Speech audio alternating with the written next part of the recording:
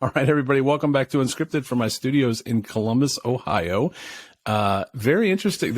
I'm so excited. Let me just let my guest introduce himself because we have a short window here. So let my guest introduce himself and we will go from there. Sure. Max McLean, Artistic Director, Fellowship for Performing Arts in New York City. We're a theatrical and film production company that produces theater from a Christian worldview meant to engage a diverse audience. And the most recent thing we've done for film, anyway, is a film about the conversion of C.S. Lewis called The Most Reluctant Convert. Mm-hmm. And that's available on Amazon Prime, Google Play, Apple TV, DVD, Blu-ray. And you can get more information at cslewismovie.com. I love that we covered that right out of the gate. We covered all the particulars. So if I want to see this today, if I'm hearing this today, I can go see the film at any of those places, most of my streaming services. Is that correct? Yeah. Apple, awesome. Amazon, and Google. Yep. Awesome. Okay. So I got to tell you a quick story. When I was a kid, and I don't even remember what age I was, we were at a bookstore and I got it was a box set back in those days of the Chronicles of Narnia. So that was my introduction to C.S. Lewis.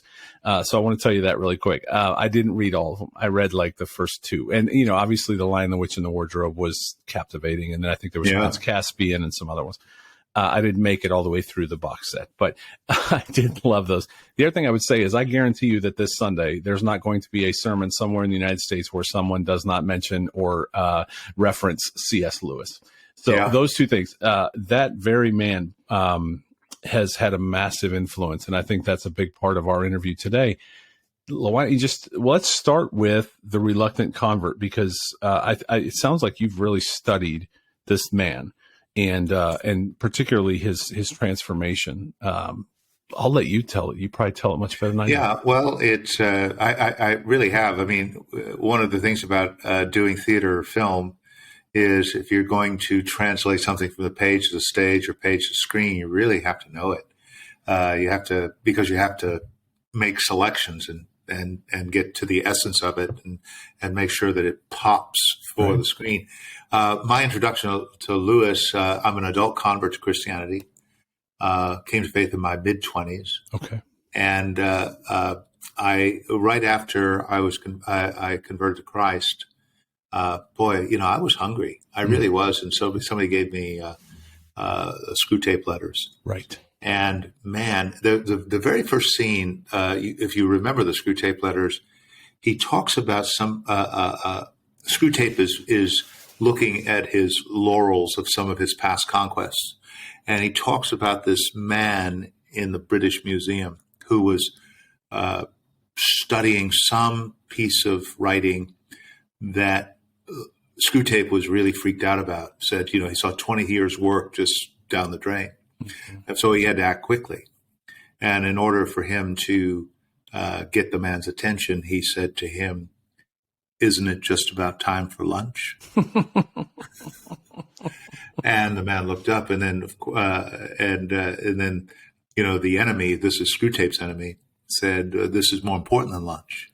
And Screwtape counters with, much too important to tackle the end of the morning. Why don't you go out, get something to eat, and come back with a fresh mind? And so that convinced the man. He got out and he grabbed a newspaper. That was important. Saw a number 73 bus go by, and he said, and the battle was won. He said he got out of whatever was going to happen to him didn't happen.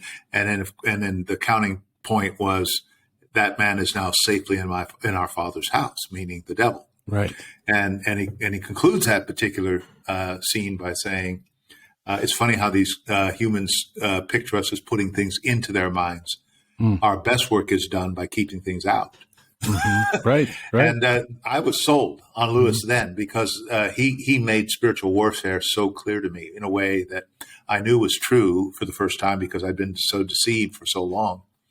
That's when I got hooked, and I started reading everything else he did. And of course, we made a theatrical production of Screwtape, which we've played many times in Columbus, Palace Theater, couple of places downtown. Mm-hmm. And we like coming to Columbus. Awesome. In fact, we're going to be in Columbus in the fall, I think, at Ohio State University. Okay. Well, I will absolutely plan on being there, because behind me on that bookshelf is, it's actually both books. It's Screwtape Letters and Mere Christianity combined. It's on the bookshelf back there. Because I think those are two very influential. There's so many Christians that I know today who will list those two books, one of those two books, as one of the most influential books in their faith journey, and still are. And still are, correct. You can always go. You can always return to them. Yes, and get another rewarding experience. Right, and so you've had the opportunity to not only study and write, this production. You've played him. You played him in the film, correct? Yeah. How was it to play? Is it safe to say he's one of your heroes?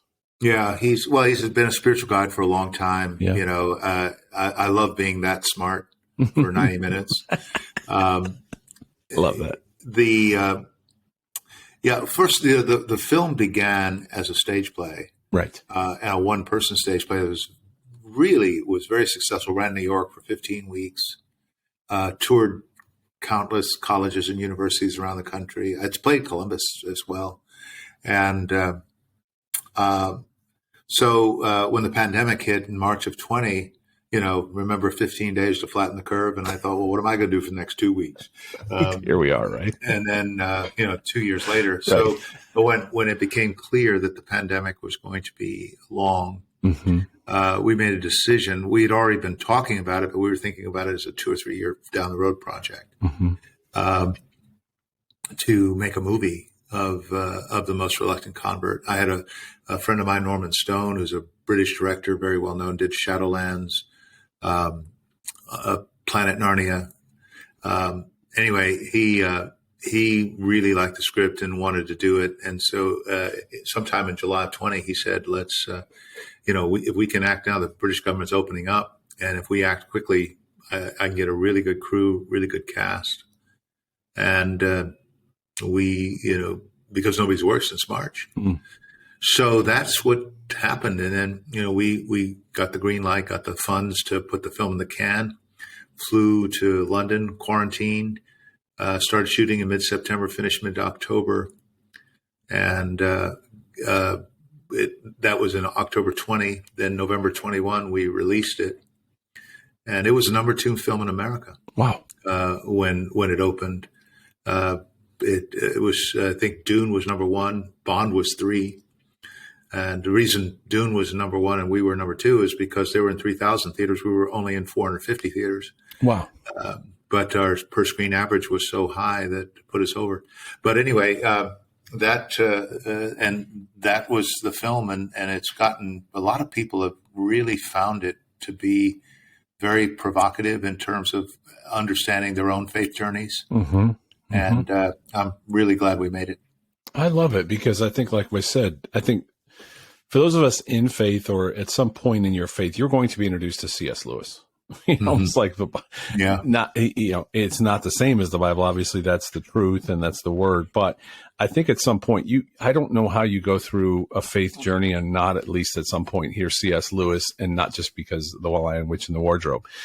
He had a massive influence, and he began as an atheist. So and so in the film, as I understand it, you play the older C.S. Lewis. But there's like flashbacks to a younger C.S. Lewis, and it follows his life growing up and his story. Is that correct? Yeah. We had, we were 18 locations all over Oxford, 15 actors in the script, JRR Tolkien, Owen Barfield, Hugo Dyson, his mom, dad, etc. 3 actors playing Lewis. I play the elder, looking back on his life. There's a boy Lewis. There's a young man Lewis, played by Nicholas Ralph of All Creatures Great and Small. And, he started his life, he lost his mom to cancer at 9, had a terrible relationship with his father, right? Which got worse after his mom died. He was in World War I, experienced the butchery of trench warfare, and came to the conclusion at 19 years old that either there's no God behind the universe, a God indifferent to good and evil, or worse, an evil God.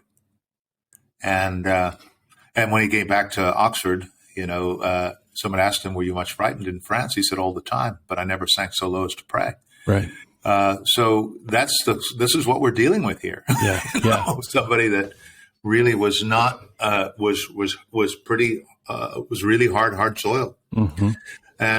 and through primarily the relationship of his friends, his reading of George MacDonald, reading of G.K. Chesterton, and friendships with JRR Tolkien, Owen Barfield, and others, they chipped away at it. One of it was his own position about evil, the problem of evil and pain, Right. because the question seemed to be asking him, that his argument against God was the universe was so cruel and unjust. So he asked this question, well, where did I get this notion of cruel and unjust? I call a line crooked because I have some idea of a straight line. What am I comparing this universe is? If it's, when I call it cruel and unjust, I must have some benchmark of a place of absolute beauty and grace and goodness. And, if there's no meaning, we would never know there's no meaning. Mm-hmm. And this, in fact, he goes on to say something that I've never thought about, which seems to be basic. He said that Christianity doesn't solve the problem of evil. It creates the problem of evil, because evil would be no problem unless you had some assurance in your soul that the ultimate reality was righteous and good. Right. Because all of a sudden, if you have that in your soul, then you're complaining. Right.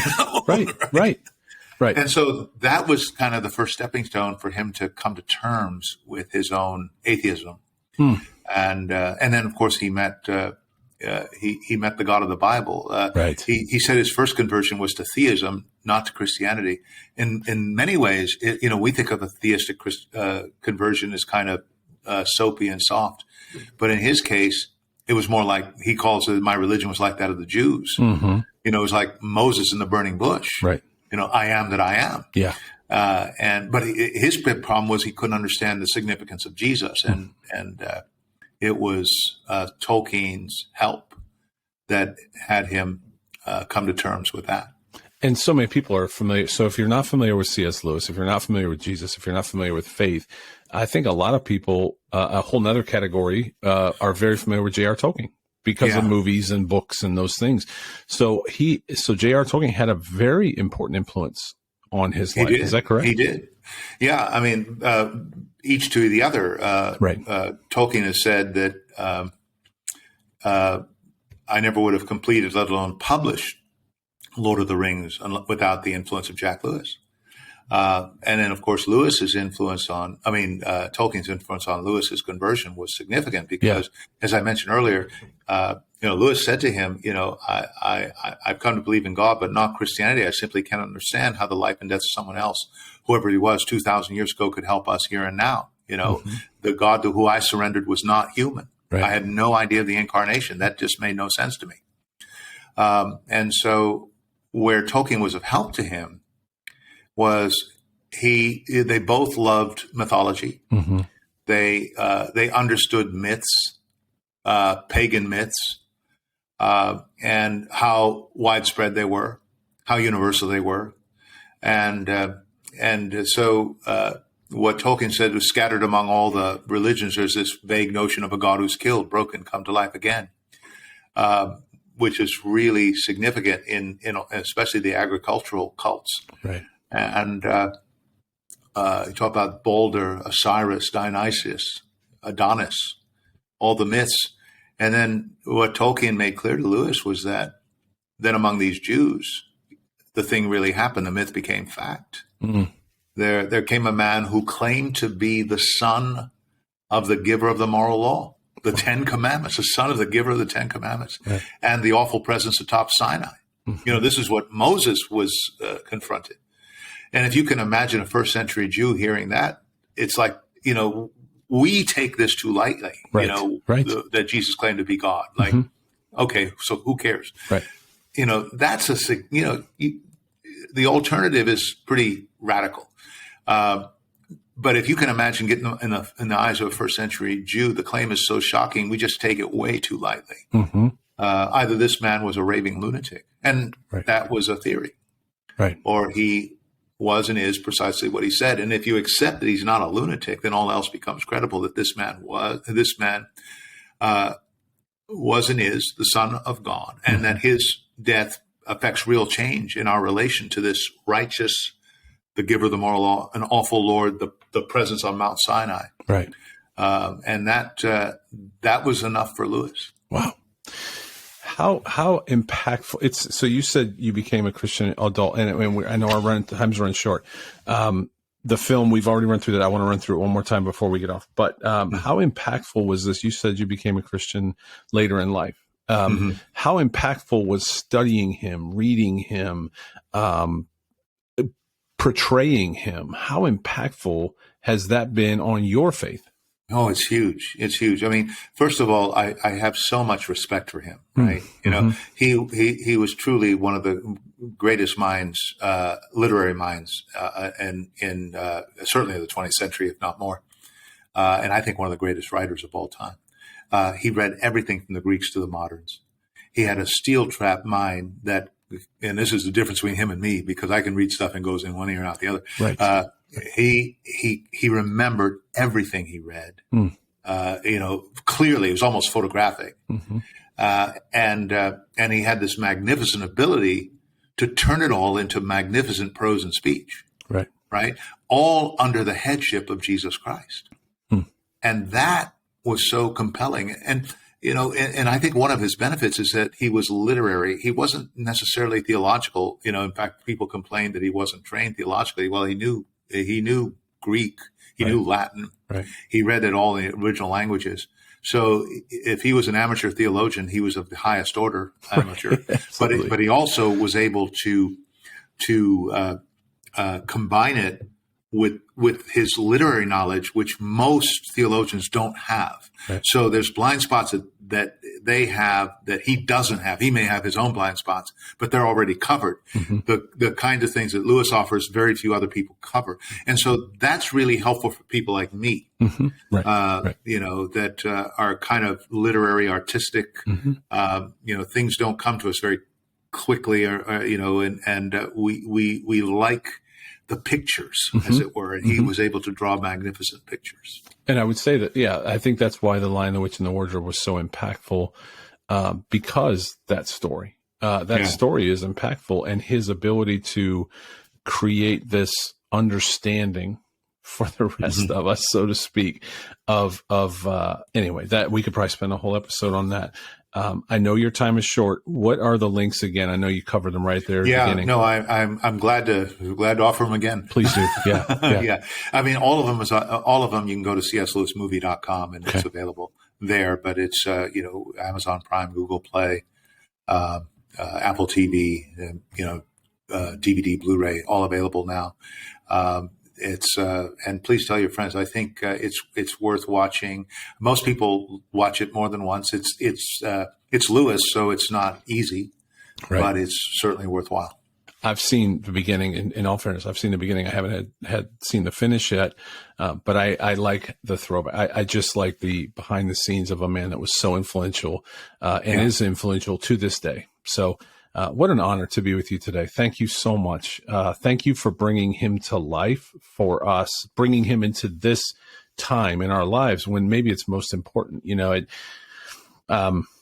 we talked about pandemic. We talked about a lot of different things. And I think C.S. Lewis, God ordained him for the journey and the path, almost like Paul, you know, an atheist, a convert. I don't know. I just, C.S. Lewis is still so important, and we can't let it just fade away. His life meant something. And so thank you for portraying him, for bringing it to the stage. Thank you for bringing it to movie. And if anyone's listening, please go out and support the film, because that's the best way I think we can support it. Amen. Absolutely. Well, thank you so much. Best of luck to you. And please let me know when you're in Columbus, because I'd love to come see you. I think we'll be there in September at the Wexler in Ohio State. I think that's right. Well, yes. All right. Yeah. I will put that on my calendar, and I will look for it when it comes, and I will come shake your hand. Thank you so much. Praise the Lord. Thank you. Take care, Max. Bye-bye.